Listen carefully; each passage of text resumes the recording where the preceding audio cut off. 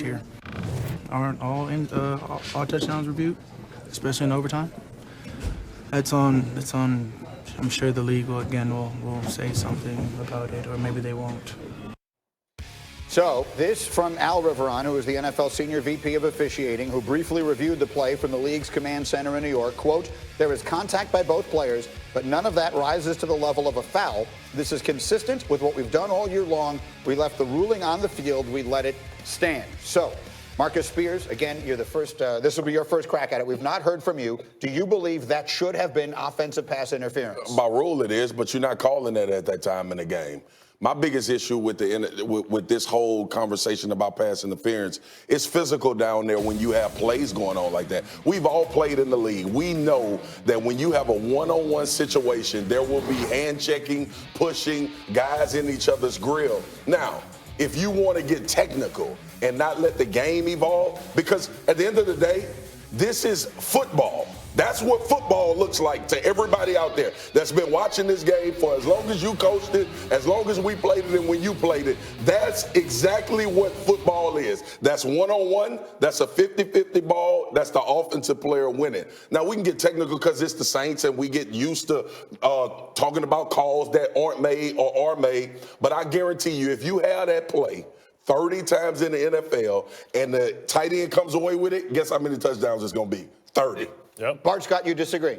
Well, no, I agree that the fact that, it's just a bad call and the fact that the defense sent a text message they were in cover zero. No. You know that's where the football's going, so you need to go out and bracket them. Do what, Belichick used to do to Tony Gonzalez. Put the vice coverage on him. You know that the ball's going to be released. As soon as you see Rudolph out there, you know that it's basically a rebound between a forward and a point guard, and usually the forward is going to win every time. One more piece of this that I think is important, and that is at the very end of the play, you see the defensive back briefly try and motion to the official. But, Rex, you're telling me that you used to coach your players to sell that You got to be blatant about it. And I think if he would have thrown his helmet down, gone crazy or whatever, I'm telling you, they would have at least reviewed it. Because it felt like they never reviewed it. Yeah. We could say, now they can come out, oh, no, we reviewed it. No, you didn't.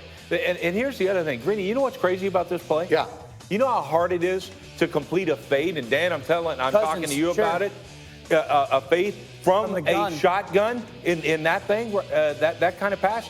That's crazy. Number one, we would have doubled the guy as soon as he stepped outside. But that would have been an automatic. But the fact that the Saints didn't, you're right, they sent him a telegraph. Bobble helps Cousins. But and the bobble actually saves that play. Let's talk briefly about the review piece of this. You heard the Cam Jordan say, every touchdown is reviewed. They review it to make sure it's a touchdown. Of that, there wasn't any question. He caught the ball. He had 2 feet in bounds. They can then choose to review the offensive pass interference based upon the rule that was brought into the league as a result of what happened in that building a year ago. Riveron says they looked at it briefly and decided it did not rise to the level of a foul. And that's fine. But what they need to do is make sure that if you do review it, communicate that on television and to the people. Yes, we did. This can't be something that comes out an hour later or something. Like on the broadcast, get the television folks to know, hey, just so you guys know, New York did review this, not for the touchdown, but for the pass interference aspect of it, and they did not deem it to be a foul. Would you have overturned it? I would have overturned it. If you had Al Riveron's job, you're sitting in New York, you would have overturned that call. I would have, because I look at it like this. It doesn't matter what I think. You think, we can't just say it's football, Marcus, because then the officials, then we're going to sit here and go, we got to give the officials clear and exact language.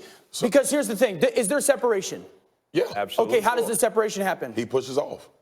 But they push off every time they fighting for a ball. No, because they hold every play, too. Here's the deal. You can call pass interference on every Hail Mary pass, Dan. You can. You can't. Let's be honest.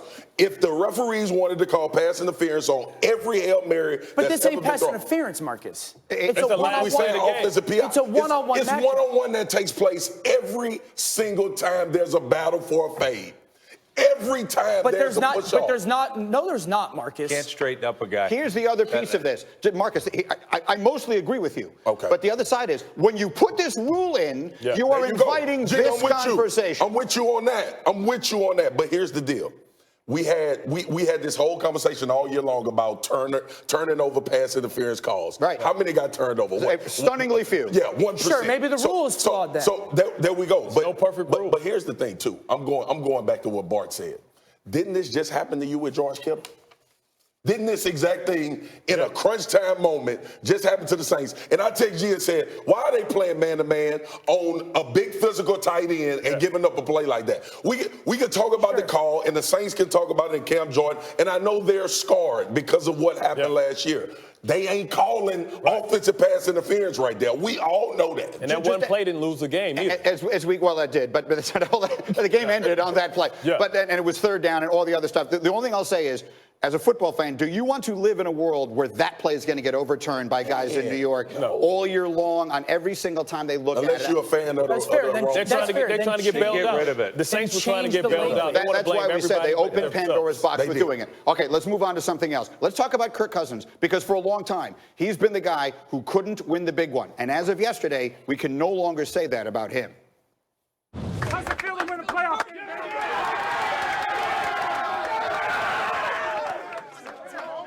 Hey, that's how we've won all year, team, right? Hey, you held them to 20 points, man. You gave us a chance at the end, but I got 3 words for you. You like that?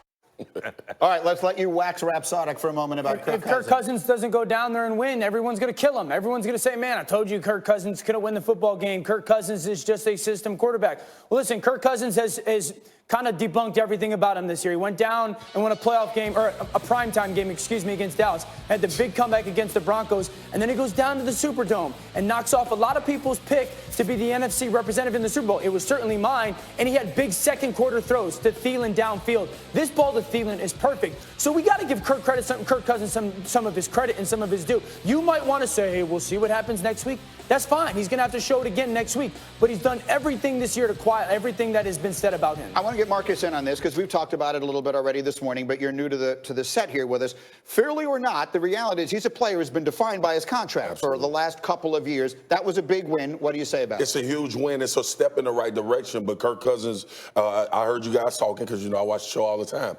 It's going to be determined by how if he wins the Super Bowl, because Case Keenum had him deep. Right, and I know Coach said that. Here's the deal, though. To Dan's point, we have to give him credit for this. Sure. Because we killed him for not delivering in these moments. So we're here this week. There'll be a game next week, and we'll determine if Kirk Cousins is still the guy. But this is why you pay him. This is exactly why the Minnesota Vikings paid Kirk Cousins for moments like this to go into New Orleans. We all know it's cliche to say it's hard to go on the road and win in New Orleans. I don't think people realize how hard it is to get that done against the New Orleans Saints when you're in that situation. I was with Rex my entire career, and he paid me a lot of money. And if I made a tackle in the back or got a sack, it's what I was supposed to do. Yep. So he didn't say, hey, good job, Bart. He said, that a boy. Okay, this is a step in the right direction. That a boy. Let's see if you can continue to stack wins up, because we brought you here to get us a lot farther than this. So this just quiets the critics for a week. But those same critics come back if he goes next week and loses, because they paid him to be an elite level quarterback to get them over the hump. Case Keenum had him there. He has to take him one step farther. And for that to go next step farther, it has to be a Super Bowl. Final word on this, Rex. Yeah, no, I mean, I totally agree with what you guys are saying.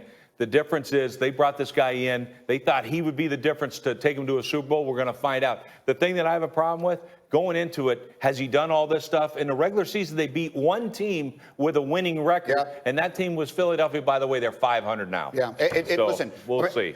You have to give the guy the credit, but it is fair to suggest you're going to get paid all that money to whom much is given. There's 8 left. There's 8 teams left. He's quarterbacking one of them. We'll see. He's got a big game next week. As far as the Saints, they're left once again to think about what might have been. They 3 consecutive years lose playoff games on the final play. We all remember this one 2 years ago this week. That's the Minneapolis Miracle, and it ends there. Stephon Diggs, 61 yards.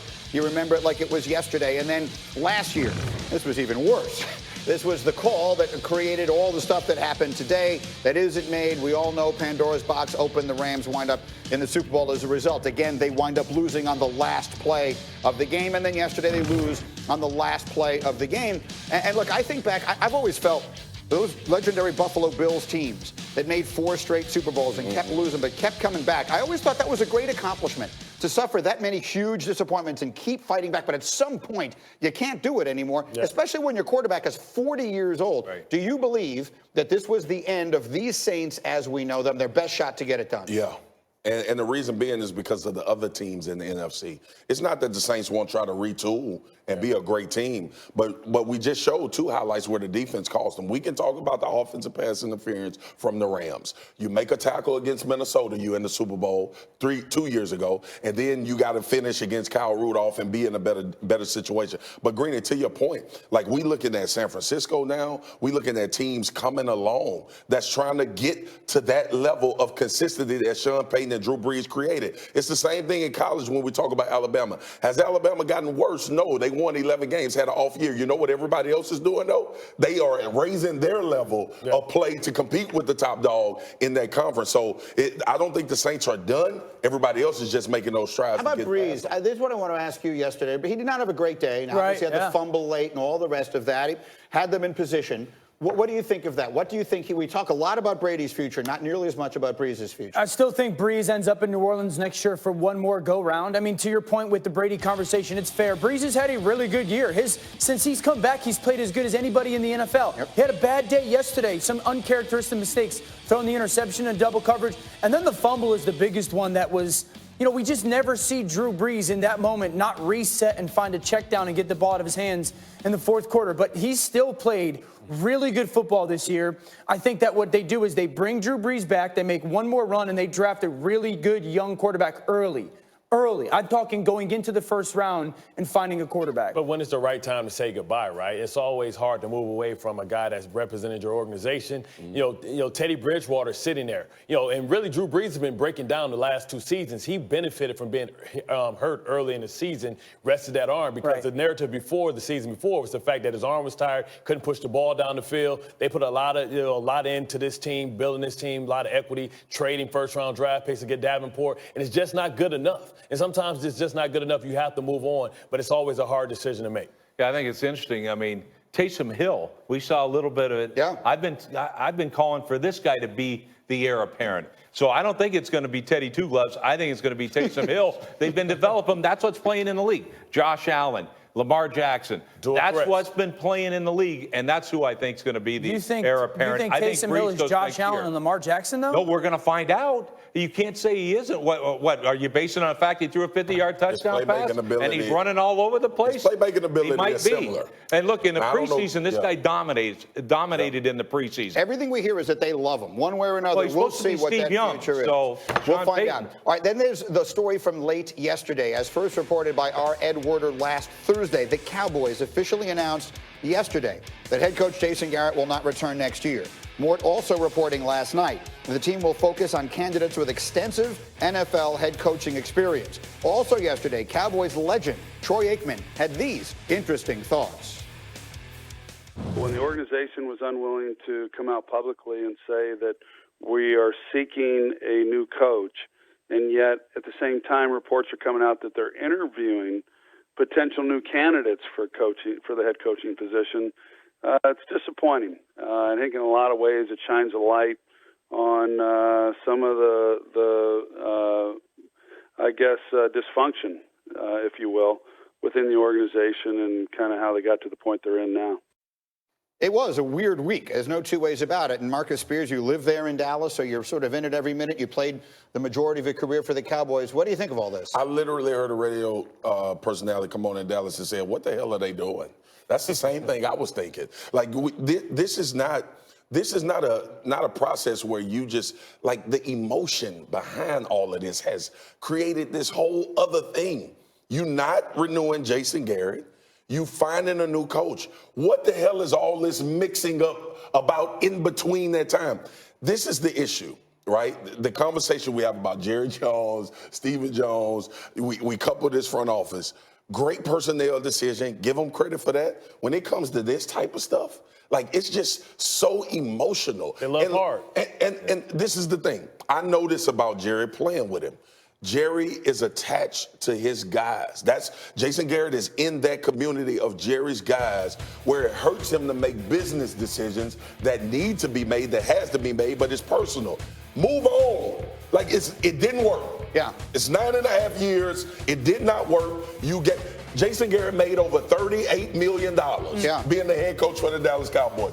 You owe Jason Garrett nothing. You gave him an opportunity for 9.5 years to get it done. You gave him players, you gave him money, you created every possible situation for him to have success. Explain that and move on to a new coach. And oh, by the way, don't announce it while an NFL playoff game is going on. That's a whole other thing. But who should their coach be? You're there, you know it. Who should they hire? Look, people kill me. I think they should go after Tony Dungy. I don't know if Tony Dungy will come out of his cushy TV job. We all know how cushy that is. I'm enjoying it now. But I would go, look, if it's about winning, and Bart, we talked about this a couple days ago. For me, it's about winning. Tony Dungy, last 2 years, 07 and 08, he was 13-3 and 12-4 with the Indianapolis Colts. You look at his history, he's won at every stop. But then Rex.